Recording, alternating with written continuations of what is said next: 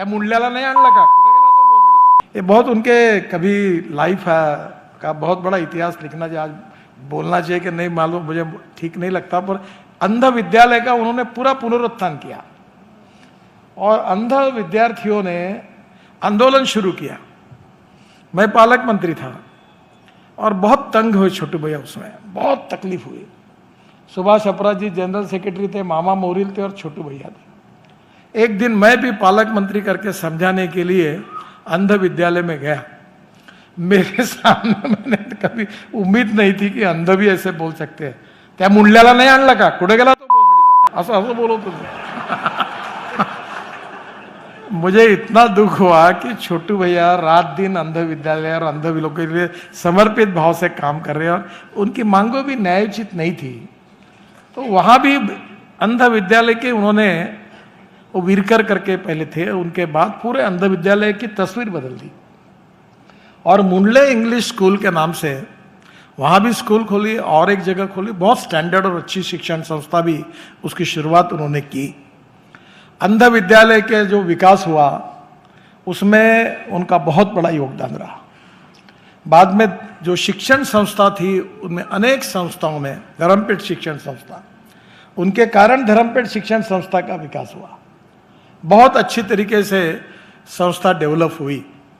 बाद में उन्होंने वर्धा रोड पर एक फाइन आर्ट का कॉलेज भी किया और इतना ही नहीं तो एजुकेशन में, स्पिरिचुअल, इसमें एडवेंचर स्पोर्ट्स में, वहाँ पसायदान का परिसर तैयार किया वडगांव में। वहाँ ज्ञानेश्वर की मूर्ति खड़ी की और हर बार हर काम के पीछे उनके मन में भावना रहती थी कि मैं समाज के लिए क्या कंट्रीब्यूट कर सकता हूँ, समाज के लिए, गरीब लोगों के लिए, सामाजिक कार्यों के लिए मैं क्या कर सकता हूँ। इस बात में वो हर समय आगे आए और आगे आकर उन्होंने सतत इस सब कार्य को सपोर्ट किया। मैं एग्जैक्टली इसी बात को आपके सामने रखना चाहता हूँ कि social consciousness and social responsibility ये बहुत महत्वपूर्ण है और इसके लिए पैसा बहुत लोग कमाते हैं। पैसा कमाने वालों के देश में कमी नहीं है, पर मिले हुए पैसे को समाज के लिए, गरीब के लिए, शोषित पीड़ित लोगों के लिए, शिक्षा संस्थाओं के लिए, सामाजिक कार्यों के लिए उदार अंतःकरण से मदद करने वाले लोगों की कमी है। मैं अक्सर एक बात कहता हूँ, क्योंकि मुझे तो सभी प्रकार के लोगों से मिलने का मौका मिला, बिल गेट्स से लेकर तो रतन टाटा तक सभी मेरे संबंध में आए, पर एक बात मैंने देखी जो मुझे अक्सर एक बात में मेरे जीवन में बहुत प्रभावित करती है कि मैं दूर से जिन लोगों को बहुत बड़ा समझ रहा था, उनके नज़दीक जाने के बाद मुझे पता चला कि मैं जिनको जितना बड़ा समझ रहा था उतने बड़े नहीं है, ये बहुत छोटे हैं। और दूर से जिनको मैं छोटा समझ रहा था, उनके नज़दीक जाने के बाद मुझे पता चला कि वो बहुत बड़े हैं। और इसलिए छोटू भैया ने अपने जीवन में हर समय, वैसे भी वो बड़े हैं और उनके कार्य भी बड़ा है, और उसमें भी कभी कभी संकट आते रही, लेना नहीं देना नहीं, फुकट का आता। मैं पालक मंत्री था, क्रिकेट की मैच चल रही थी, वो क्रिकेट में भी काफ़ी उन्होंने काम किया है। वो विदर्भ क्रिकेट एसोसिएशन के अध्यक्ष थे और शशांक मनोहर जनरल सेक्रेटरी था। और उतने में हमारे उस समय पुलिस कमिश्नर बहुत सिंसियर और ईमानदार थे, चेन्नई के थे, अभी मुझे मिलते रहते, नाम बोल रहा हूँ मैं उनका, हाँ, श्रृंगारवेल। और मैं मैच देख रहा था और उतने में बहुत बड़ी स्लैब गिर गई और इतनी गड़बड़ हुई कि कितने लोग मरे, क्या हुए। हम दौड़ते हुए मैं आया तो पुलिस कमिश्नर को मैंने कहा कि उनको कहा कैसे करें, क्योंकि वहाँ से लोग भाग जाएंगे फिर। तो एक तरफ दिख नहीं रहा था, केवल कुछ लोग इधर उधर हल्ला कर रहे थे। तो मैं मैच कंटिन्यू करो, नहीं तो डिस्टर्ब हो जाएगा, लोग पूरे भगाभग हो जाएगी तो तकलीफ आएगी। और हमने मेयो हॉस्पिटल में सबको लेके गए। हॉस्पिटल में काफ़ी लोगों की मृत्यु हुई, स्लैब गिर गई। और ये स्लैब गिरने के लिए फिर लोगों ने इसमें राजनीति शुरू की। छोटू भैया को अटक करो, शशांक मनोहर को अटक करो, एफआईआर डालो, इनके ऊपर क्रिमिनल केस डालो, मनुष्यवध का गुना डालो। दुनिया भर के लोगों ने, मीडिया में इधर उधर इतना चलने लगा, तो स्वाभाविक रूप से वो तो एक्सीडेंट था, पर एक्सीडेंट है ये समझने के लिए कोई तैयार नहीं था। तो योगायोग से मैं भी उस समय मंत्री था और फिर उस समय मैंने हमारे जो तांबे सेक्रेटरी थे पीडब्ल्यूडी के, उनकी अध्यक्षता में एक कमेटी अपॉइंट की कि भाई इसकी इंक्वायरी करो, और लोगों को यह समझाया कि इंक्वायरी कमेटी का रिपोर्ट जब आएगा तब हम कार्रवाई करेंगे, अभी कैसे दोषी तय कर दिया आप। वो रिपोर्ट आया, उसमें उस कमेटी ने पूरा इंस्पेक्शन किया, काफ़ी एक्सपर्ट लोग उसमें थे, और उन्होंने छोटू भैया का कोई दोष नहीं है इस प्रकार का सर्टिफिकेट दिया और उनसे उससे मुक्ति मिली। पर ये जो विदर्भ क्रिकेट एसोसिएशन का जो स्टेडियम खड़ा है, इसका सही में मुंडले स्टेडियम करके नाम देना चाहिए। वो एक व्यक्ति कोई जिम्मेदार, मुंडले जी ने वो खड़ा किया। बाद में विदर्भ क्रिकेट एसोसिएशन के अध्यक्ष के साथ वो ऑल इंडिया के ट्रेजरर भी बने, और क्रिकेट में भी उन्होंने बहुत अच्छा कंट्रीब्यूशन किया।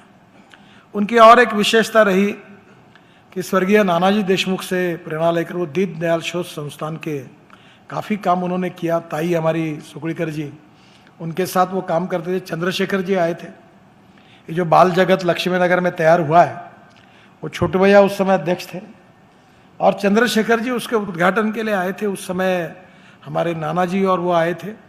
मैं अनेक बार अटल बिहारी वाजपेयी जी के साथ, नाना जी के साथ, बड़े बड़े नेता आते थे तो रखना कहाँ उनको, कहाँ किसके घर रहेंगे।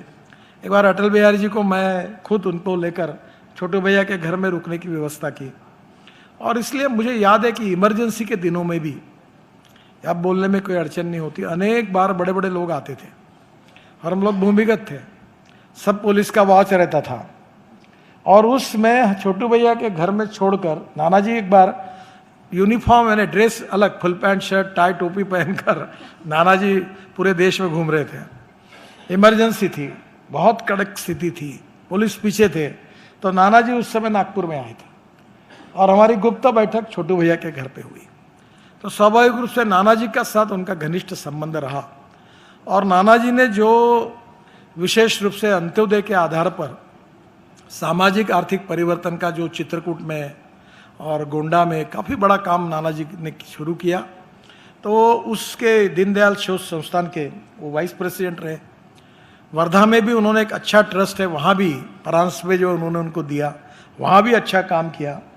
और एक तरफ से उन्होंने अपनी कम्युनिटी जो कॉन्ट्रैक्टर की थी उनके लिए भी लड़ते थे, समाज के बारे में संवेदनशीलता देकर काम भी करते थे, और सोशल कॉन्शियसनेस के साथ सोशल रिस्पॉन्स के रूप में क्रियाशील रूप से उन्होंने सामाजिक कार्यों को मदद भी की। मेरे लिए तो वो बड़े भाई के रूप में है, और पारिवारिक संबंध उन परिवार के साथ मेरे स्वाभाविक रूप से है, इसलिए मुझे नज़दीक से पूरा इतिहास देखने के लिए मिला है। और इसलिए आज आप सब लोगों ने उनका सत्कार किया है, तो मुझे बहुत खुशी है।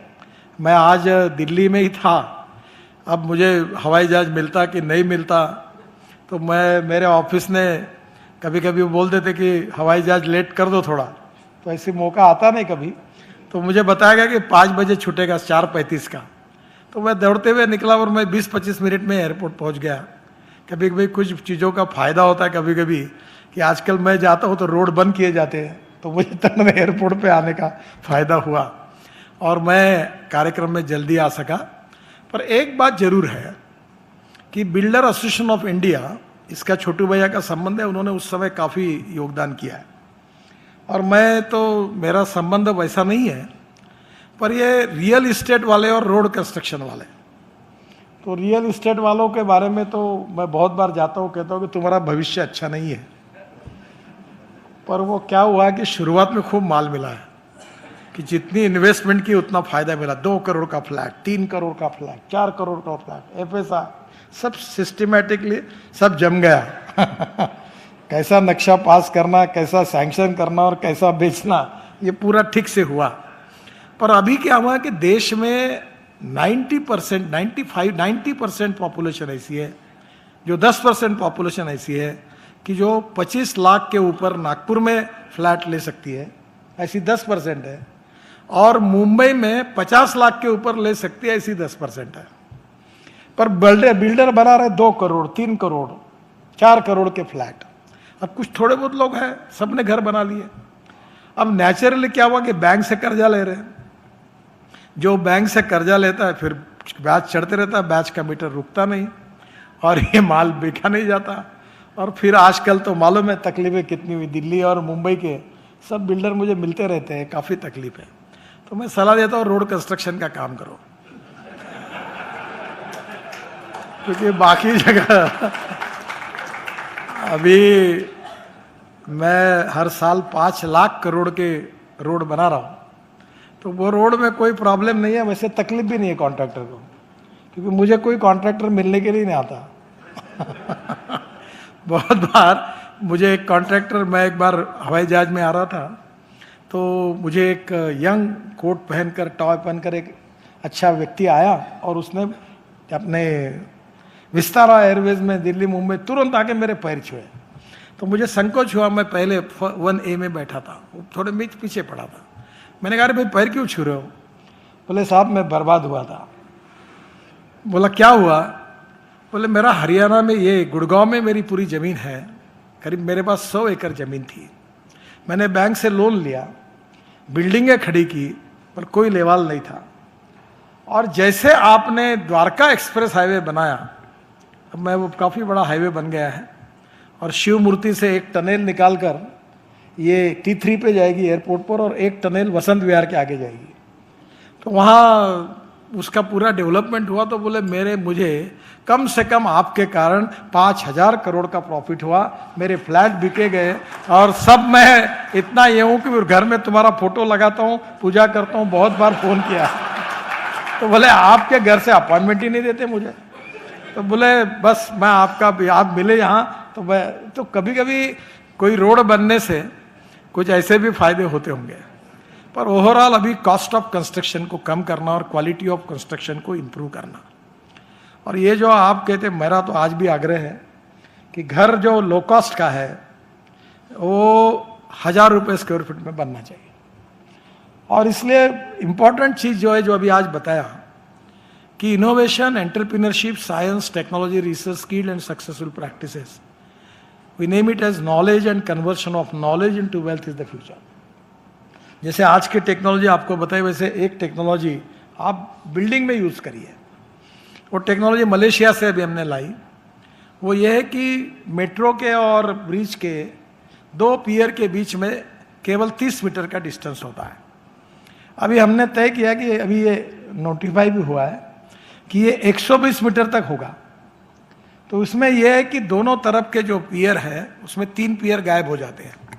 जैसे यहाँ बीच में नहीं है, पर अभी बड़े बड़े जब बनते हैं तो बीच में पियर लेने पड़ते हैं। तो उस टेक्नोलॉजी ये है कि जो ऊपर का बीम है वो प्रीकास्ट में, वो स्टील फाइबर में कास्ट होता है। और इसलिए अभी मैं बीच में एक कार्यक्रम हुआ, हमने हमारे इसमें बोला था, गुजरात की एक जापानी कंपनी है प्रीकास्ट का काम है, पटेल इंजीनियरिंग का, बॉम्बे दिल्ली हाईवे में उन्होंने काफ़ी अच्छा काम किया है। तो गुजरात में कहीं तो भी है, हाँ, उसने अच्छा काम किया था वो। तो वो जो उसको दिया वो कंपनी है।